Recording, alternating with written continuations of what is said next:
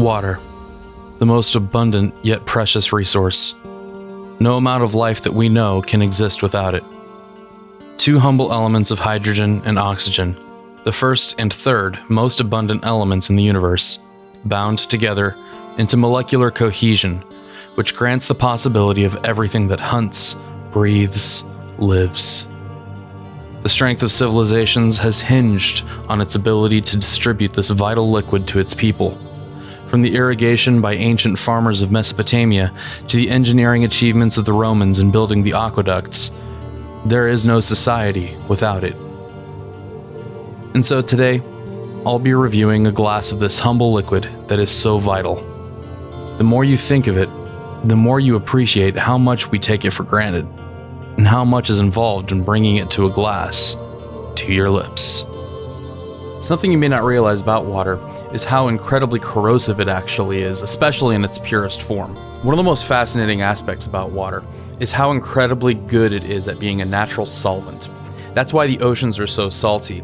Basically every mineral, every rock, everything that comes into contact with water actually corrodes the material that it comes into contact.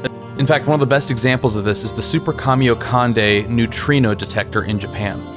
The Super Kamiokande neutrino detector is a really remarkable physics experiment. But one of the things about it is that neutrinos, which is one of the most abundant but least understood particles in the universe, neutrinos are really interesting. They don't actually interact with matter. So when the sun produces a neutrino, you actually have trillions of neutrinos passing through your body right this second, but none of them come into contact with you. They just simply pass by you. And so once in a billion instances, a neutrino will come into contact with an atom. And that contact creates kind of a atomic, as in atomic scale, explosion. And these neutrino detectors, like the Super Kamiokande, is this vast array of reverse light bulbs. And the way it works is they fill this entire thing with water. And as neutrinos pass through it, trillions and trillions and trillions of neutrinos, they come into contact with the water molecules once in a blue moon.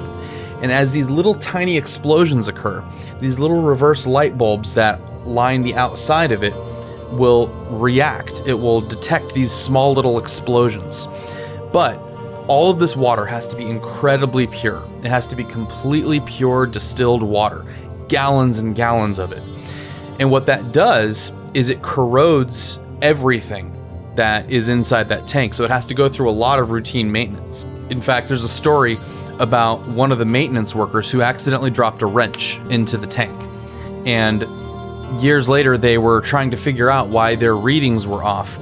They drained all the water out of the Super Kamiokande, and they found a very thin layer of chrome on all of these bulbs from the wrench that was dropped in. That's how corrosive water actually is.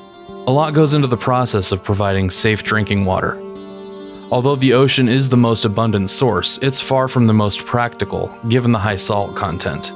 So water is often sourced from groundwater, lakes, and other reservoirs that stockpile it. It goes through a very complicated filtration process, including adding chemicals to the raw water that binds particles like dirt and other solvents into a manageable clump called flock. This heavy flock settles to the bottom where it is easy to separate from the rest of the water. After this sedimentation process, it's then filtered through sand, gravel, and charcoal, after which chemicals like chlorine are added to kill off microbes. One thing you might not know is that they also add fluorine to help with your dental health, preventing tooth decay. This water is then distributed through a massive series of pipes. In America alone, there's over 1.2 million miles of piping infrastructure delivering water from Mother Nature straight to you.